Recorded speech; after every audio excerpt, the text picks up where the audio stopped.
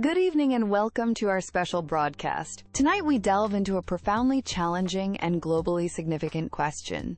Should developing countries be held to the same stringent environmental standards as their developed counterparts?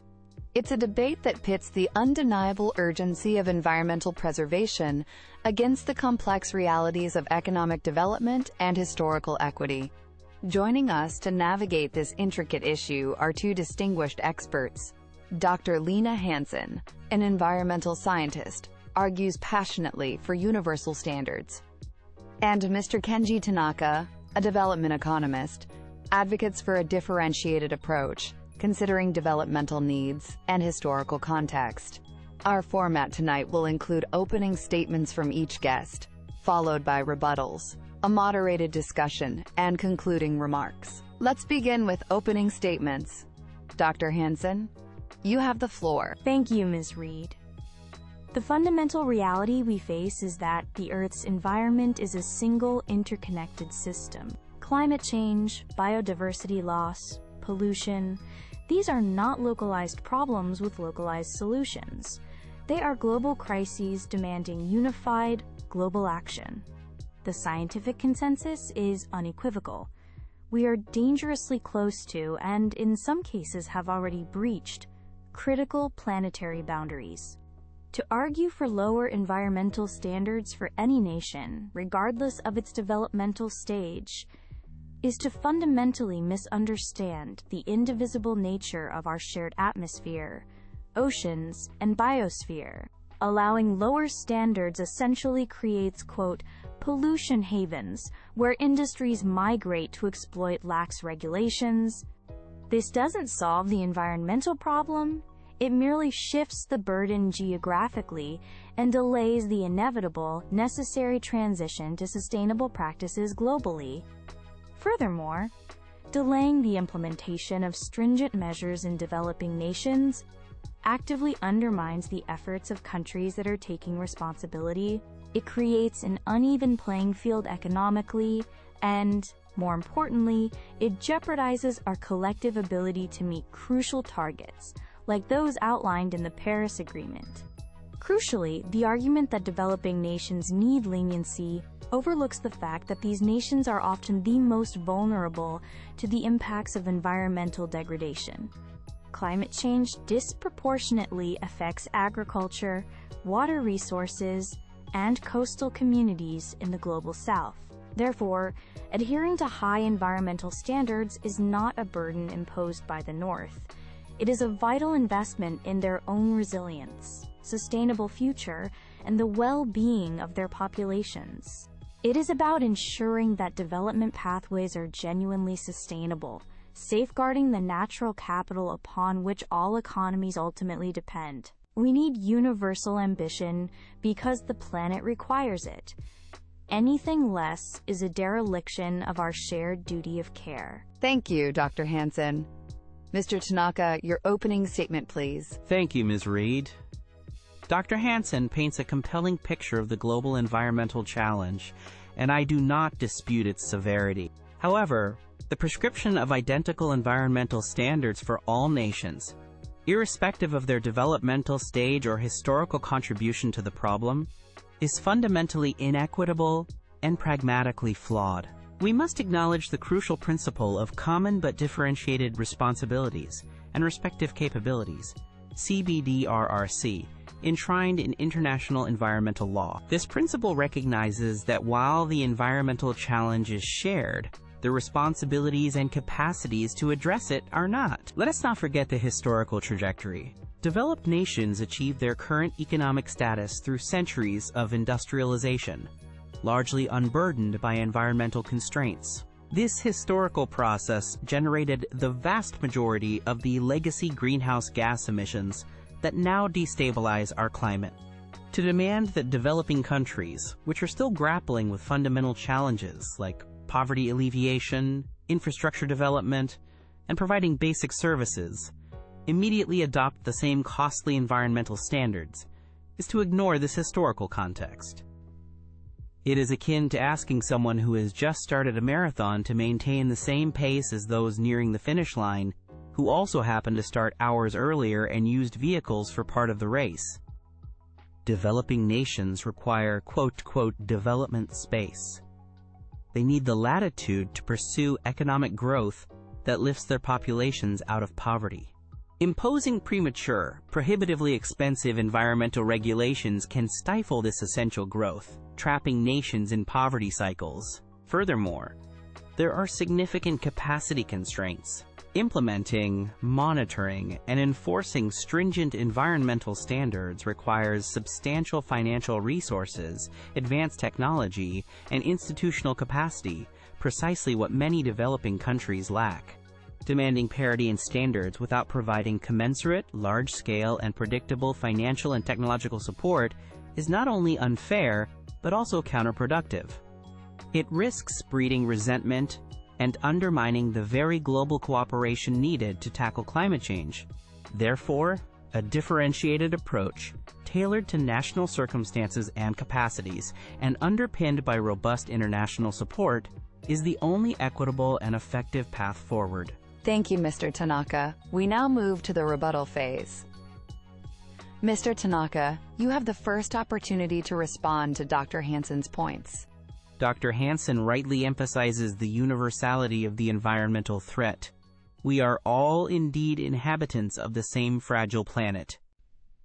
However, acknowledging a shared threat does not automatically translate into an identical, immediate obligation for remedial action at the same stringent level for all parties. The capacity to respond and the historical culpability for the crisis must inform the distribution of responsibilities. Regarding the quote pollution haven argument, while the risk exists, framing industrial activity in developing nations solely through this lens ignores its vital role in job creation, income generation, and poverty reduction. It's not merely about shifting burdens, it's about enabling fundamental development processes that developed nations have already completed. The focus should be on ensuring this development is progressively cleaner, facilitated by support, not on imposing immediate standards that could halt development altogether. Dr. Hansen suggests delaying stringent measures undermines global efforts. I argue that imposing unrealistic standards without the means to achieve them is equally, if not more, detrimental to global cooperation. It creates an adversarial dynamic when partnership is paramount. The historical emitters, those who benefited most from carbon-intensive development, bear a significant moral and practical responsibility to finance and facilitate the green transition in developing countries. Until those commitments are met substantially and reliably, demanding uniform standards remains an untenable proposition. Dr. Hansen, your rebuttal. Mr. Tanaka raises valid points about equity and historical responsibility, which I acknowledge are critical components of climate justice. However, while historical context is important for understanding how we arrived at this juncture, the sheer immediacy and scale of the current environmental precipice demand that our future actions prioritize planetary survival above all else. We are running out of time. The luxury of assigning blame without taking collective, ambitious action is one we can no longer afford. Mr. Tanaka speaks of quote, development space, implying that development must necessarily follow the polluting trajectory of the past. This is a false dichotomy. We now have the potential for technological leapfrogging. Developing nations can potentially bypass carbon-intensive industrial phases by adopting renewable energy and green technologies from the outset, provided the necessary support is available. Insisting on high standards can actually drive innovation and investment in these cleaner alternatives. Furthermore, the notion that environmental protection hinders development fundamentally misunderstands the intricate link between the two. Environmental degradation, through soil erosion, water scarcity, extreme weather events, directly undermines agricultural productivity, public health, and infrastructure, thereby jeopardizing hard-won development gains. Protecting the environment is not antithetical to development. It is a prerequisite for sustainable, long-term development. While I concur wholeheartedly that substantial financial and technological support from developed nations is essential and long overdue, this support should enable developing countries to meet ambitious universal standards, not serve as a justification for setting lower ones. The standard must reflect the scientific reality. The support mechanism must reflect the principle of equity. Thank you both. Let's move into a moderated discussion. I want to probe deeper into the practicalities. My first question is for both of you. Beyond the broad principles we've discussed, how can the concept of common but differentiated responsibilities be practically implemented when setting standards? For instance, could mechanisms like extended grace periods for compliance, or standards differentiated by specific industrial sectors based on technological availability, work without fundamentally compromising our overall global environmental goals? Mr. Tanaka, perhaps you could begin? Certainly. Practical implementation is key. Grace periods are indeed one viable mechanism, allowing developing economies time to adapt, build capacity, and attract investment before facing full compliance burdens. Sector-specific adjustments are also crucial. Standards for nascent industries vital for economic diversification might initially differ from those for established, heavily polluting sectors, where cleaner alternatives are readily available globally. Furthermore, differentiation could involve tiered standards linked to development indices or per capita emissions, ensuring that the poorest nations with the least historical responsibility face the least stringent initial requirements. The critical element is that these differentiations must be coupled with clear pathways and robust support mechanisms, finance, technology transfer, capacity building, to ensure convergence towards higher standards over time. It's about a phased, supported transition, not permanent exemptions. Dr. Hansen, your perspective on these practical mechanisms? While I understand the appeal of phased approaches and sectoral differentiation from an economic standpoint, I harbor significant concerns about their potential to dilute overall ambition and create loopholes. Grace periods, if overly long or poorly defined, risk locking in carbon-intensive infrastructure that becomes prohibitively expensive to replace later. Sectoral adjustments could inadvertently subsidize polluting industries or slow the transition in critical areas like energy production. If differentiation is pursued, it must be rigorously defined, time-bound, transparently monitored, and directly linked to the provision of adequate support. Crucially, the ultimate standard, the long-term goal, must remain universally high and aligned with scientific necessity, such as achieving net zero emissions by mid-century. Any differentiation should be viewed solely as a temporary bridge to reach that universal goal, facilitated by substantial support, not as a permanent tiered system. This leads directly to my next question, primarily for Mr. Tanaka, though I welcome Dr. Hansen's thought. Mr. Tanaka, you've emphasized the need for financial and technological transfer. What specific, verifiable commitments from developed nations would you deem sufficient to make higher, perhaps near universal, standards feasible and palatable for developing countries? This is a critical point. We need to move beyond vague pledges. Sufficient support requires several key elements. First, scale. The finance must be in the order of hundreds of billions, if not trillions, annually, reflecting the true cost of decarbonization and climate adaptation in the Global South. The long-promised $100 billion per year, which has yet to be fully met, is merely a starting point. Second, predictability and accessibility. Funds must be delivered reliably, through accessible mechanisms, preferably as grants rather than loans, to avoid exacerbating debt burdens. Third, technology transfer. This means not just exporting green technologies, but facilitating local manufacturing, innovation, and adaptation through intellectual property rights flexibility and collaborative research and development. Fourth, capacity building, investing in education, technical training, and institutional strengthening so that developing countries can effectively deploy and manage new technologies and enforce regulations. Verifiable commitments would involve clear, legally binding targets for financial contributions, transparent reporting mechanisms, and dedicated funds for technology co-development and transfer. Dr. Hansen, do you believe such commitments, if realized, could bridge the gap? Absolutely. If the support Mr. Tanaka outlines, truly scaled, predictable finance, genuine technology partnership, and robust capacity building were to materialize, it would fundamentally change the equation. It would address the legitimate concerns about capacity and cost, making it far more feasible for developing nations to embrace ambitious environmental standards.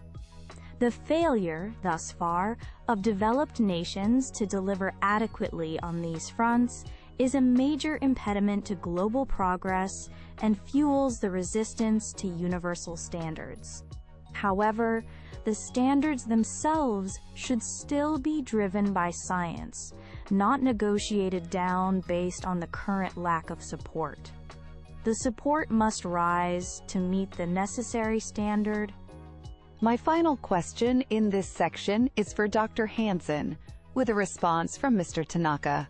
Dr. Hansen, considering the current political realities and the deep-seated concerns about equity Mr. Tanaka has articulated, is there a tangible risk that insisting on universal standards now, before adequate support systems are firmly in place, could backfire? Could it impede international cooperation, potentially leading to widespread non-compliance or even withdrawal from agreements, resulting in a worse overall environmental outcome than a more flexible, differentiated approach might achieve?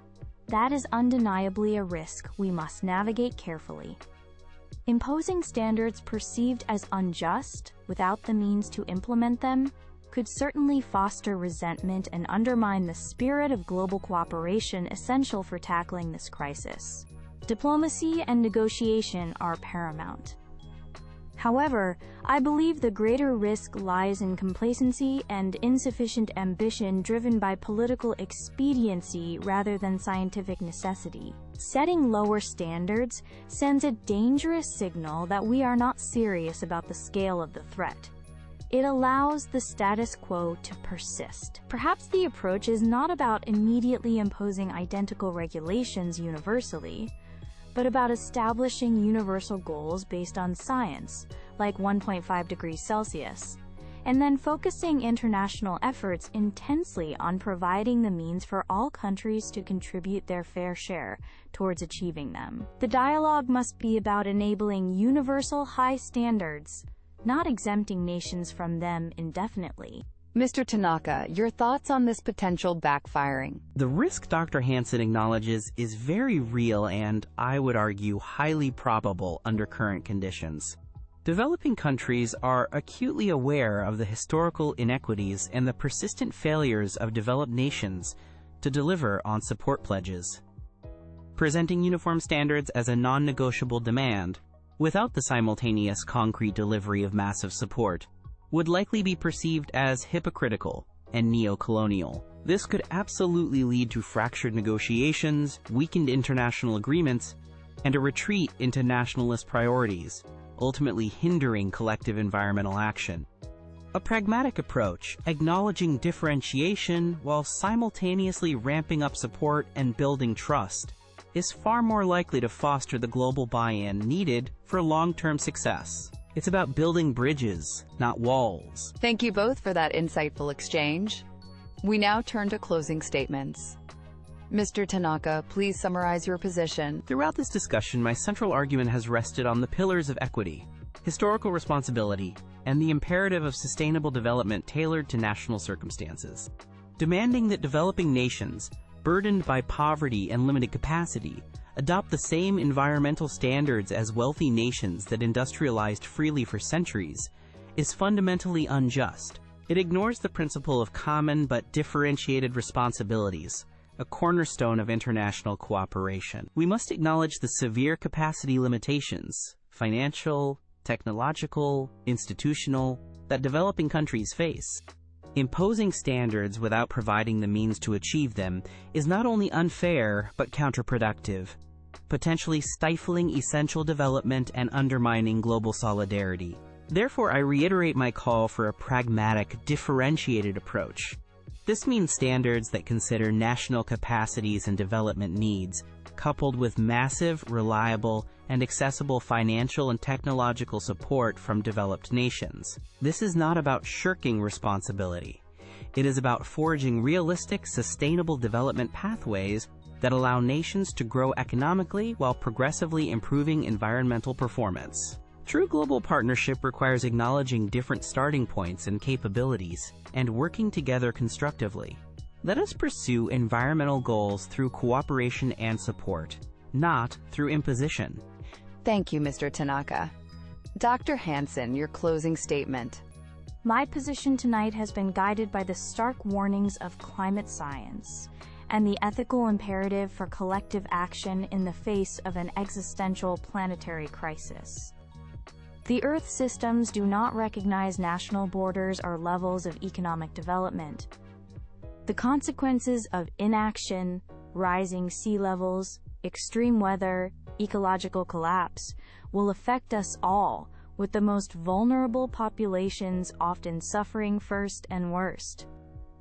While historical context and equity are vital considerations for determining how we achieve our goals, particularly regarding support mechanisms, they cannot be used to justify lower ambition in the face of imminent global danger. The notion that environmental protection and economic development are mutually exclusive is outdated. Long-term, sustainable development is impossible on a degraded planet. Investing in green technologies and resilient infrastructure is not a cost. It is an investment in a viable future for all nations.